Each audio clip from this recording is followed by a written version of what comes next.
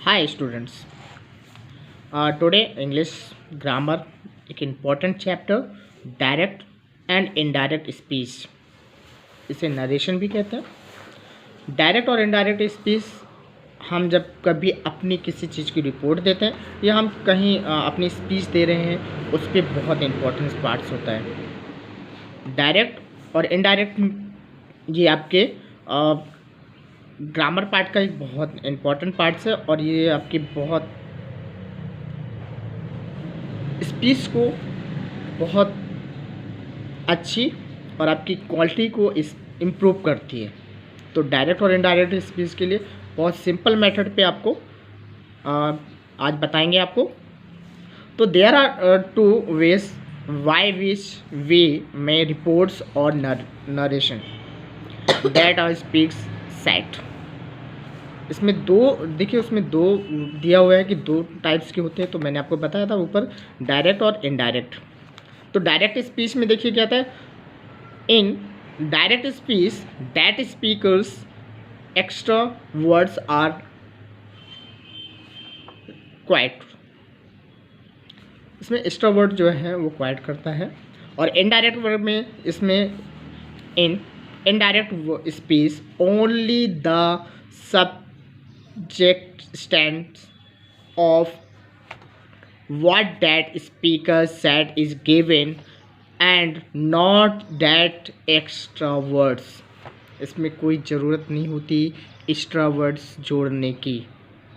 तो अब आपको देखते हैं, और इसको जो है कई लेवल पे बनाया डायरेक्ट और इनडायरेक्ट स्पीच। तो अपन आज फर्स्ट लेवल पढ़ते हैं। फर्स्ट लेवल बहुत इजी है और इनमें ध्यान रखना है, इजी बस दो चीज़ों का ध्यान रखना है। तो इसमें अपन देखेंगे for rules of changing direct and indirect speech में। तो लेवल फर्स्ट अपन देखते हैं। इसमें ध्यान देना है तीन चीज़ों का, इम्पोर्टेंट आपकी 3 चीज़ें होती हैं, सेज टू, इन्वर्टेड कॉमा और सब्जेक्ट। इनमें चेंज कैसे करते हैं ये ध्यान रखना है।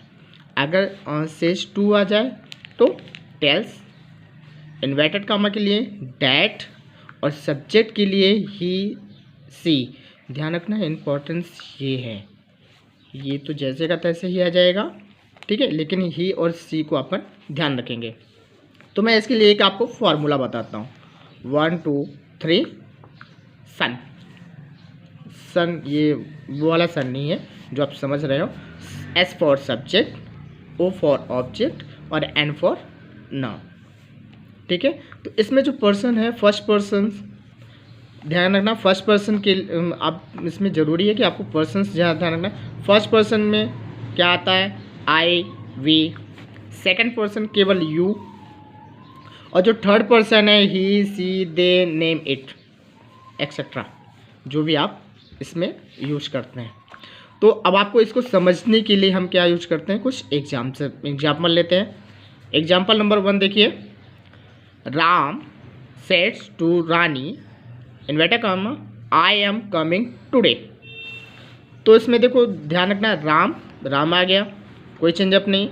इसमें सेज टू की जगह टेल्स, सेज टू की जगह क्या आ गया, टेल्स। रानी इन्वर्टेड कॉमा की जगह डैट।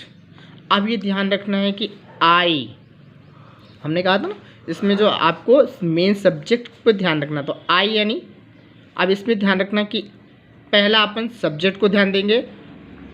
तो आई राम है, तो ठीक है, सब्जेक्ट क्या है, राम, तो ये क्या हो जाएगा, ही। बाई से तो ही। एम कमिंग, ठीक है। तो आपको एम की जगह आप टेंस का ध्यान रखना है, सिंगुलर और प्लूरल नंबर का ध्यान रखना पड़ेगा। तो ये ध्यान रखना है। तो ही इज़ कमिंग टुडे, बाकी ये सेम का सेम उतर जाएगा। तो आंसर क्या बनेगा, Ram tells Rani that he is coming today. एक एग्जांपल और ले लेते हैं।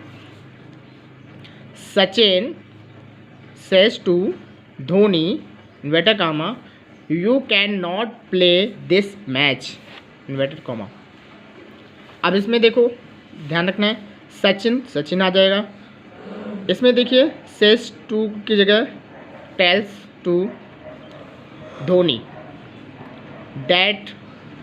अब यहाँ पे ध्यान रखना है यू आया है, तो ये दोनों पर्सन क्या है, आप इसको ले लेंगे तो दोनों पर्सन में यू यानी दूसरे के लिए बोल रहा था तो यू धोनी है, तो धोनी भी, तो ये क्या है, जेंट्स है यानी इस पुल्लिंग है, ठीक है। तो इसको क्या कर देंगे, ही, ठीक है।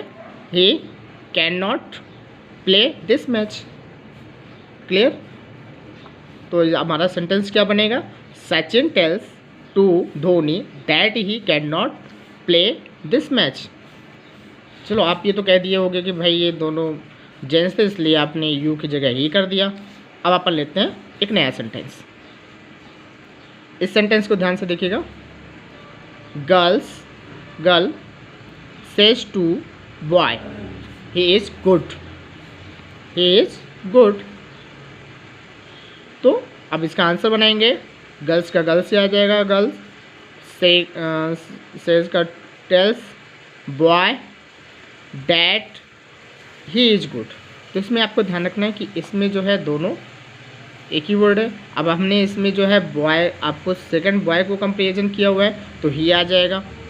अगर गर्ल्स होती तो फिर हम इसमें सी यूज करते, लेकिन यहाँ पे सिंगल नंबर है तो सिंगल नंबर में आपको बॉयज़ को ही बनाना है।